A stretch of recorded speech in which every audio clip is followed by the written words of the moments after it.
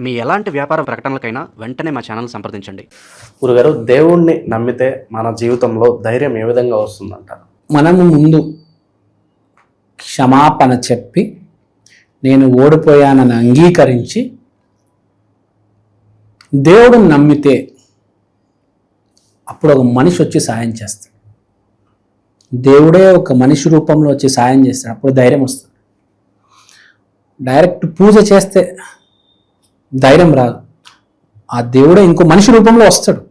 నీకు జాబో డబ్బో ఆస్తినో ఏదో కూడకట్టి అంటించిపోతాడు మంచి. కానీ ముందు ఓడిపోవాలి, శరణాగతి కోరుకోవాలి. ఇంకా నేనే రావణసుణ్ణి, నాకు అది కావాలి అంటే ఎవడు సాయం చేయడు. అది కాకుండా అందరు ఎదురు పడతారు. ముందు అసలు నువ్వు క్లీన్గా ఉండాలి. సరే తప్పు చేశావు అంటే శరణాగతి కోరుకోవాలి.